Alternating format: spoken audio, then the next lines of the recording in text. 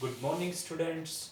Welcome to VJON classes. To subscribe, share, and like my YouTube channels VJON classes. मैं आपका chemistry tutor विवेक यादव। जैसा कि हमने chemical kinetics के अंदर पार्ट 7 में nth ऑर्डर रिएक्शंस को कैसे आइडेंटिफाई करते हैं, कैसे ऑर्डर ऑफ रिएक्शन को बताते हैं, तो उनको हमने सीख चुके थे। आज जो हमारा सेशन होगा वो एक वेरी वेरी इंपॉर्टेंट सेशन है और उस सेशन में हम कैसे केमिकल काइनेटिक्स के न्यूमेरिकल को आसानी से फाइंड आउट कर पाते हैं। तो बहुत इंपॉर्टेंट सेशन है, इसको ज़्यादा से ज़्यादा शेयर करें, सब्सक्राइब करें और लाइक करें हमारे यूट्यूब चैनल को। तो हम अपना सेशन स्टार्ट करते हैं आज का। आज जो हमारा सेशन का मेन मोटिव होगा न्यूमेरिकल्स, और एक हमारे पास है सूडो फर्स्ट ऑर्डर रिएक्शन क्या होती है। तो सबसे पहले हम उसी को देख लेते हैं, pseudo first order reaction.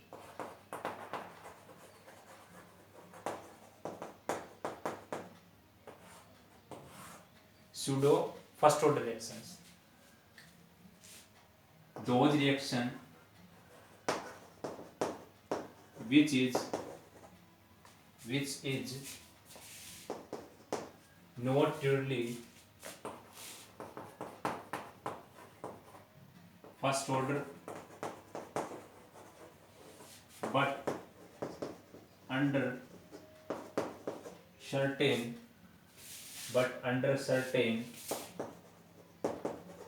conditions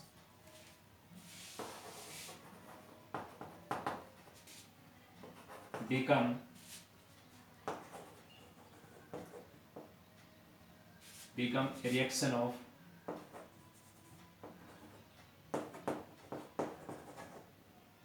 first order.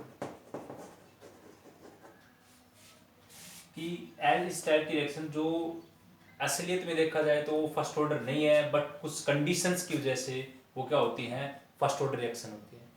वैसे देखा जाए तो एक टाइप की बायोमोलिकुलर रिएक्शन है, ठीक है, जिसमें हमारे पास इक्वेशन में दो रिएक्टेंट जो हैं वो इन्वॉल्व है, इसलिए हमने उसको बायोमोलिकुलर बोला है। जैसे मेरे एग्जांपल है acid catalyse hydrolysis of ethyl acetate. Acid catalyse hydrolysis of ethyl acetate. तो देखो इथाइल एसीटेट ये मेरे पास CH3COO C2H5, ठीक है, ये आपके पास है इथाइल एसीटेट।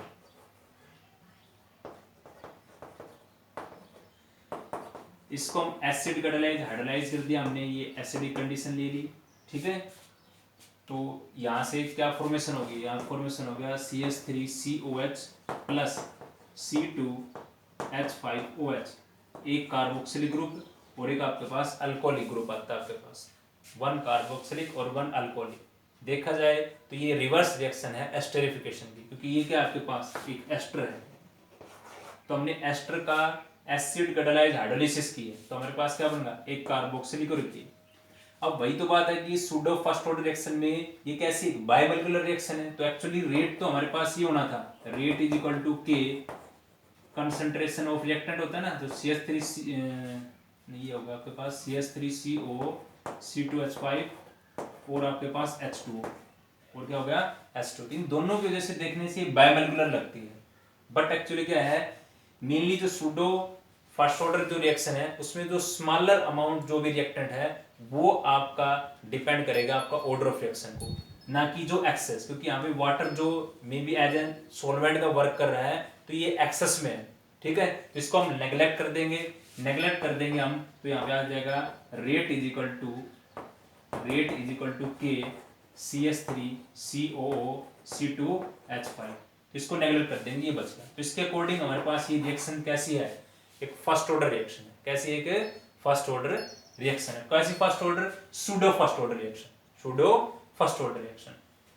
एक एग्जांपल और डिस्कस करते हैं, जैसे हम हाइड्रोलिसिस ऑफ केन शुगर, जैसे आपके पास ये हो जाए C12H22O11, इसका भी हमने हाइड्रोलाइज करते हैं, तो यहाँ पे आपके पास दो मोलिक्यूल ग्लूकोज के आ जाएंगे,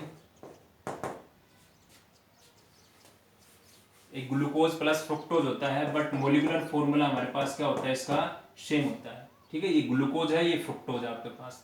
मोलिकुलर फॉर्मूला सेम है, बट यहाँ पे जो स्ट्रक्चरल फॉर्मूला है वो डिफरेंट होता है, और वो सारी बातें हम किस में डिस्कस करेंगे, बायोमोलिक्यूल्स के अंदर। क्योंकि जो फ्रुक्टोज होता है उसमें सेकंड पोजीशन पे कीटोनिक ग्रुप होता है, और ग्लूकोज है उसमें फर्स्ट पोजीशन पे एक अल्डिहाइड ग्रुप होता है। तो ये हमने हमारे पास केन शुगर था, इसके हमने इसकी भी एसिड कैटालाइज हाइड्रोलाइसिस किया है, तो ग्लूकोज प्लस फ्रुक्टोज। इस केस में भी ये क्या है आपके पास एक्सेस में है, इसलिए आपकी जो रेट ऑफ रिएक्शन है वो सिर्फ और सिर्फ ओनली इस कंसंट्रेशन टर्म पे डिपेंड करेगी। तो आ जाएगा रेट इज इक्वल टू के। ये क्या होता है, प्रोपोर्शनलिटी कांस्टेंट, या आप इसको ऐसे भी लिख सकते हो, ये ऐसे लिखते हैं ना हमने C12H22O11, ठीक है। इस प्रोपोर्शनलिटी को यहाँ से हटाएंगे तो के आ जाएगा प्रोपोर्शनलिटी कांस्टेंट। इसका मतलब सिर्फ इस पे डिपेंड कर दिया आपके पास, उसको बोलते हैं सूडो फर्स्ट ऑर्डर रिएक्शन। इस पे बेस न्यूमेरिकल करेंगे हम, जैसे हमारे पास टेबल में हम कुछ वैल्यूज होंगी, उस वैल्यू से आइडेंटिफाई करेंगे क्या आपके पास ये सूडो फर्स्ट ऑर्डर को फॉलो कर रही है कि नहीं कर रही है, ठीक है। तो ये तो सूडो फर्स्ट ऑर्डर के बारे में था। अब ये जो मैं एक टेबल बना रहा हूं अभी आपके पास लेके आ रहे हैं एक टेबल, वो टेबल वेरी इंपॉर्टेंट है। उस टेबल से आप जो कंपटीशन एग्जाम के अंदर, कंपटीशन एग्जाम में जो क्वेश्चन आते हैं केमिकल काइनेटिक्स से, उसको आसानी से फाइंड आउट कर सकते हो। क्या टेबल है, इस टेबल के अंदर तीन बातें हैं। इस टेबल को हम यहाँ पे राइट डाउन कर लेते हैं क्योंकि हमें बार बार इसकी जरूरत पड़ेगी। ये टेबल ये है आपके पास, इसके अंदर 3 लाइन ही है। सबसे पहले यहाँ पे ध्यान रखेंगे, इस टेबल के अंदर यहाँ पे मैंने लिखा ऑर्डर, ठीक है, और ये इफेक्ट ऑफ रेट, थोड़ा सा इफेक्ट ऑफ रेट, और ये है चेंज ऑफ कंसंट्रेशन चेंज है आपके पास, ये कंसंट्रेशन चेंज। आप जो भी आप रिएक्टेंट लेते हो उसकी कंसंट्रेशन में क्या चेंज करते हो। जैसे भी देखो यहाँ पे मैंने लिखा 2, 3 और n, एक लाइन ड्रॉ कर देंगे 2, 3, n, फिर मैंने लिख दिया 2, 3, n, ओके। इसका मतलब कंसंट्रेशन में मैं डबल चेंज कर रहा हूं, ये ट्रिपल चेंज कर रहा हूं, या मैं n चेंज कर रहा हूं, n टाइम। ये 2 टाइम है, जैसे 2 टाइम या 3 टाइम या n टाइम करते हैं हम। अगर 2 टाइम चेंज करते हो तो यहाँ पे भी अगर इफेक्ट ऑफ कंसंट्रेशन में 2 ही आता है, रेट के अंदर जो इफेक्ट वो भी 2 आए, 3 करते हो 3 आए, n करते हो तो n ही आए आपके पास। इसका मतलब ये वाला चेंज जो है, ये जो मैंने लिखा है, ये कैसा चेंज है, एक लीनियर चेंज है। कैसा चेंज है, लीनियर चेंज। अगर लीनियर चेंज आता है तो वो आपके पास होती है फर्स्ट ऑर्डर। कौन सी होती है, फर्स्ट ऑर्डर। अच्छा, अगर आप 2 टाइम करते हो, यहाँ पे क्या करते हो 2 टाइम, तो यहाँ पे कितना आ जाए 4 आ जाए, यहाँ पे कितना आ जाए आपके पास 6 आ जाए, नहीं आप 3 की पावर 2 करेंगे ना, 9 आ गया आपके पास, या ये आ जाए n का स्क्वायर। मतलब जो भी आपके पास कंसंट्रेशन है वो उसको, जैसे मान लो 2 के केस में ऐसे 2 हो जाए तो 2 की पावर 2 कितनी होगी 4 होगी, 3 की पावर 2 कितनी होगी 9 होगी। इसका मतलब ये वाला जो चेंज है वो कैसा है, क्वाड्रेटिक चेंज है। यहाँ पे थोड़ी जगह कम है, यहाँ पे बता देता हूँ मैं, इस इधर बता देंगे, इसमें कैसा चेंज था लीनियर, और इसमें कैसा है क्वाड्रेटिक, इसमें कैसा है क्वाड्रेटिक चेंज है, ओके। अच्छा, अगर मान लो इसके अंदर 2 टाइम करते हो तो यहाँ पे बताएंगे आप ये कौन सा होगा आपके पास है सेकंड ऑर्डर, कौन सा हो गया सेकंड। अच्छा, एक और बचेगा फिर इसमें एक टेबल हो रहा है थोड़ा सा 2, 3n 2, 3n, ठीक है। अच्छा, अगर आप 2 टाइम करते हो और यहाँ पे कितना आ जाए आपके पास 8 आ जाए, यहाँ पे 27 आ जाए, और यहाँ पे आ जाए n का क्यूब आ जाए, तो इसके अंदर जो चेंज है वो कैसा है क्यूबिक चेंज। कैसा चेंज है, क्यूबिक चेंज है। क्यूबिक चेंज अगर जिसमें आता है तो वो होती है थर्ड ऑर्डर की। कौन सी होगी, थर्ड ऑर्डर, ठीक है, with respect to concentration of reactant. अगर आप 2 टाइम करो यहाँ पे भी नो चेंज, मतलब इस केस के अंदर 2 टाइम करो तो भी कोई चेंज नहीं हो, 3 टाइम करो तो भी कोई चेंज नहीं हो, और n टाइम करो तो भी कोई चेंज नहीं हो, तो वो आपके पास जीरो ऑर्डर, जीरो ऑर्डर। ठीक है, तो ये तीन बातें ध्यान रखेंगे। फर्स्ट ऑर्डर में लीनियर चेंज है, सेकंड ऑर्डर में क्वाड्रेटिक चेंज है, एंड थर्ड ऑर्डर के अंदर क्यूबिक चेंज है, और इसके अंदर कोई चेंज नहीं है। 2 टाइम करो तो भी कोई चेंज नहीं है, 3 टाइम करो तो भी कोई चेंज नहीं, मतलब रेट के अंदर कोई इफेक्ट नहीं हो रहा, रेट के अंदर कोई इफेक्ट नहीं हो रहा। तभी तो आपने इसका ग्राफ यही तो बनाया था कि रेट वर्सेस कंसंट्रेशन, चाहिए मैं कंसंट्रेशन को 2 टाइम कर लूं, 3 टाइम करूं, किसमें जीरो ऑर्डर की बात कर रहे हैं। अगर मैं 2 टाइम बढ़ा सकता हूँ, 3 टाइम बढ़ा दिया मैंने, या 4 टाइम कर दिया, तो इसके अंदर मेरे पास कोई इफेक्ट नहीं हो रहा, तभी तो वो क्या है, जीरो ऑर्डर की। ओके, तो ये टेबल आप ध्यान रखें। देखो इसी पे बेस में एक अभी आपको एक क्वेश्चन करके दिखाते हैं। तो ये लीनियर, क्वाड्रेटिक, क्यूबिक और इसमें नो चाहिए। जैसे कंपटीशन में किस टाइप के क्वेश्चन पूछे जाते हैं, जैसे मान लो मेरे पास ए और बी है, ठीक है, और इधर आपके पास है ये रेट की वैल्यू दे रखी है। जैसे ए की कंसंट्रेशन मेरे पास है 0.2, 0.1 और 0.2, ठीक है, ये मेरे पास है ए की कंसंट्रेशन। उसके बाद बी की क्या है 0.2, 0.4, 0.4, और यहाँ पे जब इक्वेशन का रेट है 0.04, 0.04, 0.08, आपके पास ऑप्शन इसी से देखो यूज करके हम बताएंगे कैसे क्वेश्चन को आप सोल्व आउट करते हो। ऑप्शन है मेरे पास, जैसे मेरे पास ए था, a is equal to 1, b is equal to 1, या a is equal to 0, b is equal to 2, या आपके पास ऑप्शन है a is equal to 2, b is equal to 3, या a 0, b 0। तीन में से कौन सा ऑप्शन आपके पास करेक्ट होगा कि भी a की कंसंट्रेशन विद रेस्पेक्ट टू ये फर्स्ट ऑर्डर है, ये दोनों फर्स्ट हो सकते हैं, या ये 0 या सेकंड हो सकता है, या 2 या 3 हो सकते हैं। तो इनमें से कौन सा ऑप्शन आप करेक्ट करोगे। अब देखो इस टाइप के क्वेश्चन देखो कैसे इस टेबल से हम सोल्व करते हैं। आपको जब भी इस टाइप का क्वेश्चन सोल्व करना हो तो पहले देखना, जो भी मान लो इसमें से मैं एक टर्म को यहाँ पे देखेंगे, मैंने ये और ये टर्म को कांस्टेंट कर लिया, ऐसी वैल्यू आपको देखना है जिसमें दोनों डिजिट क्या हो, सेम हो आपके पास। तो जिस चीज को कांस्टेंट कर लेते हैं उसके रेस्पेक्ट में दूसरे को निकालेंगे हम, तो वो उसका ऑर्डर आएगा, वो क्या आ गया, उसका ऑर्डर को फाइंड आउट करेंगे। ये मैंने कांस्टेंट माना। यहाँ पे देखो बी की कंसंट्रेशन में कितना चेंज हो रहा है, दो को 2 से करते हैं तो डबल ही चेंज हो रहा है ना, 2 दूनी 4, ऐसे पॉइंट को छोड़ दो, ऐसे समझ लेंगे 2 दूनी 4। यहाँ पे क्या हो रहा है 4 दूनी 8, 4 दूनी क्या हो रहा है 8। रेट में भी डबल हो रहा है जब कंसंट्रेशन में डबल करते हैं, कंसंट्रेशन में क्या करते हैं डबल, मतलब यहाँ पे डबल यहाँ पे डबल। इसका मतलब क्या हुआ, इसका मतलब तो चेंज कैसा है, लीनियर ही है ना भाई। डबल 2 टाइम 2 ही टाइम किया 2 ही आ गए। इसका मतलब क्या है, इसका मतलब ये होगा कि बी का जो ऑर्डर था वो क्या है 1 है, बी का क्या है 1 आपके पास, बी का क्या है 1। देखो एक बार दोबारा देखेंगे, जिस चीज को कांस्टेंट करते हैं उसके रेस्पेक्ट में दूसरे को निकालेंगे, उसका फाइंड आउट होगा।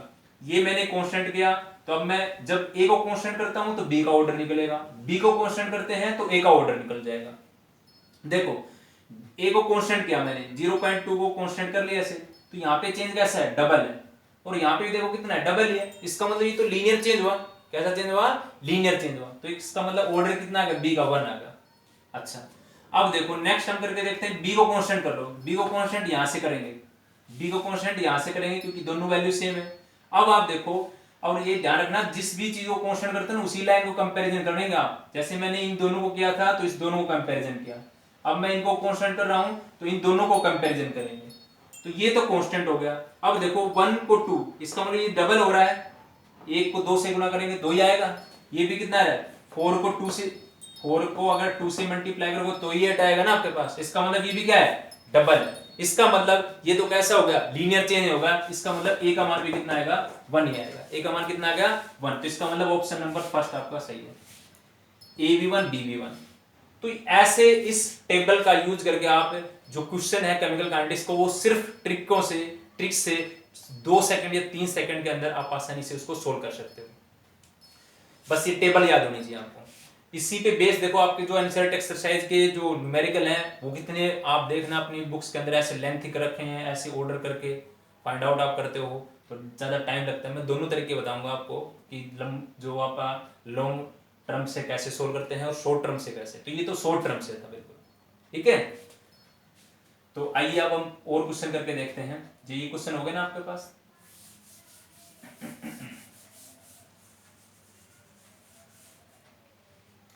अब हमारे पास एक क्वेश्चन है, जैसे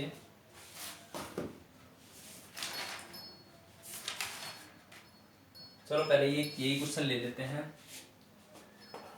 एक टेबल दी गई है आपके पास,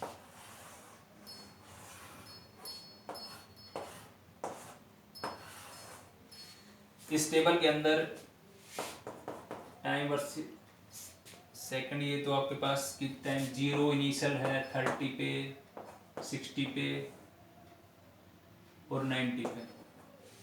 0 पे कंसंट्रेशन आपकी है 0.55, 30 पे है 0.31 और 60 पे 0.17 और 90 पे है 0.085। ओके, और ये आपके पास एस्टर की कंसंट्रेशन थी, मोल एल इनवर्स। ओके, ये आपसे पूछ रहा है कि ये कोई सूडो फर्स्ट ऑर्डर रिएक्शन है, first order hydrolysis of ester है। जैसे जो अभी हमने देखा था कि acid catalyse hydrolysis of ester, जो कि एक सूडो फर्स्ट ऑर्डर रिएक्शन है। अब उसी को हम ये करेंगे, आइडेंटिफाई करेंगे इस टेबल से क्या वो एक्चुअली थी कि नहीं थी। तो ये हमारे पास कुछ वैल्यू है, इससे फाइंड आउट करेंगे।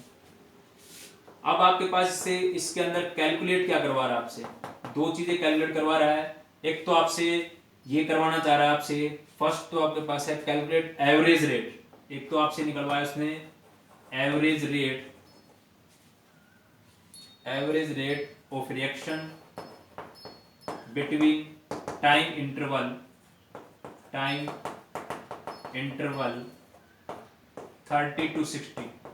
to 60। ओके, एक तो ये फाइंड आउट करवा रहा आपसे। तो चलो पहले इसी को कर लेते हैं, इसे पहले फर्स्ट पार्ट को कर लेते हैं। एवरेज रेट ऑफ रिएक्शन निकलवा ली पहले तो आपसे इससे।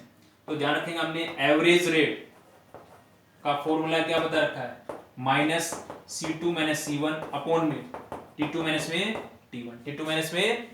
C2 का मतलब ये कंसंट्रेशन आपके पास, जो आपके पास फाइनल है ये कौन है, इनिशियल। इसी तरह टाइम फाइनल ये कौन है, इनिशियल आपके पास। ओके, ये माइनस का निशान है। अब देखो, अब इसने इस और इस इंटरवल के बारे में डिस्कस कर रहा है, तो इसका मतलब इनिशियल मेरा ये क्या है 30 है और फाइनल क्या है 60 है। अगर वो आपसे क्वेश्चन करवाता 0 से 90 के बीच में, तो ये इनिशियल होता और ये फाइनल होता। या आपसे इंटरवल में पूछता 60 से 90 का, तो बेटा ये इनिशियल होता और ये क्या होता, फाइनल होता। वो आपसे किसी भी टाइप से पूछ सकता है, यहाँ पे 30 60 करके, या 0 से 30 पूछ सकता है आपसे। ठीक है, तो उसी का अकॉर्डिंग टेबल में देखेंगे। अब देखो यहाँ पे माइनस का निशान, C2 कंसंट्रेशन, मतलब यहाँ पे देखेंगे इससे बीच में, यहाँ पे तो देखो 60 पे कितनी है, ये तो फाइनल था ना, इस पे कितनी है 0.17 माइनस में, तो ये तो C2 लिख दिया। C1 कौन है इसके रेस्पेक्ट में, ये है 0.31 अपॉन T2 मतलब यही तो 32 आपके पास। ये मैं बता देता हूँ, ये आपके पास जैसे इसके लिए C1 है, ये C2 है, इसी तरह ये T2 है, ये क्या है T1 है आपके पास। T2 कितना है 60 माइनस में 30, 60 माइनस में 30 आपके पास। अब इसको सोल्व करोगे तो ध्यान रखेंगे, इस ऊपर वाले टर्म को सोल्व करेंगे तो माइनस का आएगा ना, वो माइनस इस माइनस से मल्टीप्लाई होगा तो प्लस कर देगा, उसको क्या कर देगा, प्लस कर देगा। तो देखो क्या आ गया आपके पास, जो हम एवरेज रेट फाइंड आउट कर रहे थे, प्लस हो जाएगा आपके पास, तो आ जाएगा, इसको इसमें सब्ट्रैक्ट करेंगे, फिर वो माइनस से मल्टीप्लाई होगा तो प्लस हो जाएगा। ये आप देखो इसमें करके देखो ना, यहाँ पे 0.31 इंटू में 0.17, जैसे इसमें से घटाया तो यहाँ पे कितना आ गया 4, यहाँ पे 1, तो ये आ गया मेरे पास -0.14। अब ये माइनस का और ये माइनस का मल्टीप्लाई होगा, क्या हो जाएगा, प्लस हो जाएगा। तो मैं लिख सकता हूँ इसको कि जो मेरा आर एवरेज रेट जो था वो क्या है +0.14 अपॉन में 60 में से 30 का कितना बच गया, 30 बच गया। अब इसको आप सोल्व करोगे तो आपके पास क्या आ जाएगा, आपका एवरेज रेट आ जाएगा। क्या आ जाएगा, एवरेज रेट ऑफ रिएक्शन आप निकाल लोगे। तो एक तो ये ऐसे क्वेश्चन भी पूछता है आपसे, एग्जाम के अंदर आते हैं, काफी बार आए हैं ऐसे। तो ये तो हमारे पास हो गया, इसको आप सोल्व कर लेना, आंसर हो जाएगा। सेकंड पार्ट इसमें क्या पूछ रहा है वो आपसे, सेकंड पार्ट आपसे कंफर्म करना चाह रहा है वो कि ये सूडो फर्स्ट ऑर्डर रिएक्शन है कि नहीं है। सेकंड पार्ट करवाना चाह रहा है आपके पास, calculate pseudo first order rate constant for the hydrolysis of ester, for the hydrolysis of ester.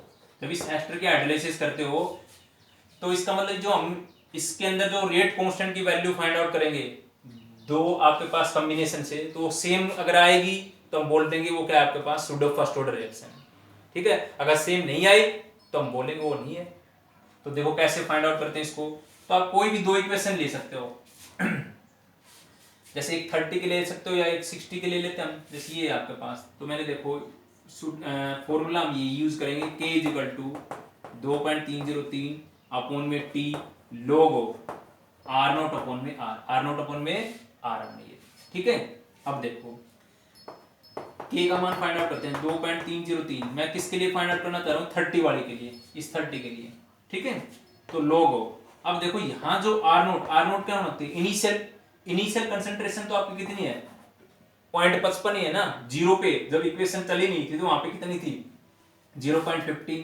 तो भाई आर नोट की जगह पे पुट करोगे 0.55 और आर का मतलब आफ्टर टाइम टी का मतलब 30 के बाद कितना हो गया आपके पास 0.31 तो यहाँ पे वैल्यू पुट करेंगे 0.55 अपॉन 0.31, पॉइंट से पॉइंट कैंसिल आउट हो जाएगा। तो इसका मतलब log m बटा n करेंगे तो log m माइनस n आएगा। तो मैं इसको ऐसे लिख दूं log 55 माइनस में 31, 55 माइनस में 55 माइनस 31। अब देखो अब इसके अंदर आपको log की वैल्यू की जरूरत पड़ेगी और वो बिल्कुल आसान है। देखो मैंने बताया था डिजिट अगर 2 होते हैं ना तो हम क्या करते हैं उसको n-1 करते हैं, क्या करते हैं n-1 करते हैं। अब दो डिजिट है तो दो में से गया कितना बच गया एक पॉइंट। अब मैं करूंगा 55 का जीरो पे, 55 का किस पे देखेंगे जीरो पे। तो आप अपनी बुक के अंदर निकालेंगे तो उसमें आप देखेंगे 55 का जीरो पे आपको मिलेगा 7404 तो यहाँ लिख देंगे 7404 माइनस में। अब 31 है, इसी तरह इसमें भी 2 डिजिट है तो n-1 करेंगे तो दो में से एक पॉइंट 31 का जीरो पे देखेगा। आप किस पे देखेंगे 31 का जीरो पे। अब वो आप वैसे मैंने आपको उस दिन बताया भी था, ध्यान देंगे इधर। देखो आप जैसे अपने टेबल खोलोगे ना तो देखो ये बुक आपके पास, इसमें ऊपर लिखा होता है ये ऐसे लॉगरिथम और ये ऐसे एंटी लॉगरिथम। तो देखो अभी मैंने देखा जैसे मैंने लिखा था 55 का था ना, तो देखो यहाँ पे अभी अगर आपको दिख रहा है तो ये देखो 55 का ये रहा 55 का जीरो पे 74.04 7404 अभी मेरे पास है 31 का, तो 31 का देखो यहाँ पे ये रहा 31 का जीरो है 4914 तो यहाँ पे पुट कर देंगे इसको 4914 जब इस पूरी टर्म को आप सोल्व करोगे, ये log की वैल्यू का हमने लिख दिया यहाँ पे, ठीक है। अब log ले लिया हमने, वैल्यू ले लिया तो इसके अंदर डायरेक्ट लिख देंगे जैसे हमने ये लिख लिया। तो अब इसको ऐसे कर देंगे 1.704 माइनस में 1.4914, ठीक है, क्योंकि मैंने log 55 का मान और log 31 का मान लिख चुका हूं यहाँ पे। अब इसको आप सोल्व करोगे तो k का मान जो आपके पास आएगा वो आपके पास होगा समथिंग जी सोल्व करने के बाद आपके पास कंप्लीटली मान आएगा ये 1.9110 की पावर -2 और फर्स्ट ऑर्डर की बात है तो ऐसे इनवर्स हो जाएगा। तो ये आएगा, मान लो आप सोल्व करके देखना घर पे, आसानी बिल्कुल आसान, आप कुछ नहीं करना, ज्यादा बड़ी कैलकुलेशन हो जाए तो ऐसे कर लेना 1.4 में से 1.7 में से 1.4 सब्ट्रैक्ट कर दो, 7 में से 4 गए 3 और 0.3 आ गया। तो बस इसका मल्टीप्लाई तो करना है कि भाई 0.3 को मल्टीप्लाई कर दो किससे 2.303 से और नीचे क्या 30, सोल्व करोगे आंसर आ जाएगा, ठीक है। तो देखो ये तो मैंने मान लो निकाल लिया k का मान 30 वाले के केस में। अगर मेरे वो k का मान मैं एक और फाइंड आउट करता हूँ 60 के केस में और चेक करके देखते हैं। 60 केस में क्या करना पड़ेगा, बस कुछ नहीं होगा। देखो यहाँ पे समझ में आ गया ना ये कैसे लिखा हमने, इनिशियल का इसका था और 30 पे था। अब मैं 60 की बात कर रहा हूँ तो r का मान ये होगा और r नोट का मान ये हो जाएगा। तो देखो करो पुट इसको,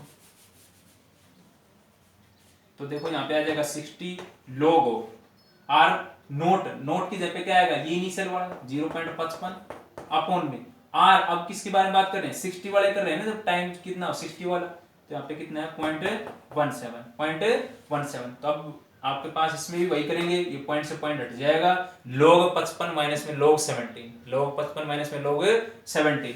और अभी हमने किया था log 55 का मान तो कितना आया था 1.7404 माइनस में अब log 17 को और देखेंगे, 17 का मतलब यहाँ पे 2 डिजिट है ना, तो n-1 करेंगे तो 1 पॉइंट, 17 का 0 पे देखेंगे, 17 का 0 पे। अब 17 का 0 पे आप देखोगे तो मान आपके पास आएगा 2304, तो 1.2304। आप इसको भी कोर्स सोल्व करना आसान है, आप ज्यादा बड़ी कैलकुलेशन ना करना चाहो तो यहाँ से ले लेंगे। पर ध्यान देना, अगर उस पहले वाली कैलकुलेशन भी इतने डिजिट तक लोगे तभी आपका के का मान सेम आएगा। कभी एक में इतना ले ले उसमें कंप्लीट कर दें तो दिक्कत आएगी आपको। तो 1.7 माइनस 1.2, ये तो मैं डायरेक्ट समझाने के लिए बता रहा हूँ कि भाई छोटी कैलकुलेशन करनी कैसे करनी है आपको। 7 में से दोगे 5.0, 0.5 आ जाएगी, फिर इससे मल्टीप्लाई करेंगे के का मान आएगा। और अगर आप पूरी डिजिट जो भी टर्म आपके पास है सारे की सारी को 16 आउट करोगे तो इसके अंदर भी के का मान आएगा 1.957 10 की पावर -2 s इनवर्स। इसका मतलब देखो पहले केस के अंदर भी के का मान 1.9 था, इसमें भी कितना है 1.9। इसका मतलब दोनों के अंदर के का मान क्या है, इक्वल है। रेट कांस्टेंट का मान क्या है, इक्वल है। अब रेट कांस्टेंट का मान इक्वल आ रहा है तो हम कंफर्म से बोल सकते हैं कि आप आंसर बोलोगे, क्योंकि ये किसको फॉलो कर रहे हैं आपके पास, सूडो फर्स्ट ऑर्डर को, क्योंकि इसके अंदर रेट कांस्टेंट की वैल्यू क्या है, सेम आपके पास। तो देखो दो चीजें फाइंड आउट की हमने, एक तो सूडो फर्स्ट ऑर्डर है कि नहीं है, हाइड्रोलाइज करने के बाद के का मान निकाला, और एक हमने निकाला एवरेज रेट का मान। तो आई होप आप सभी बच्चों को ये क्लियर हो गया होगा, ठीक है।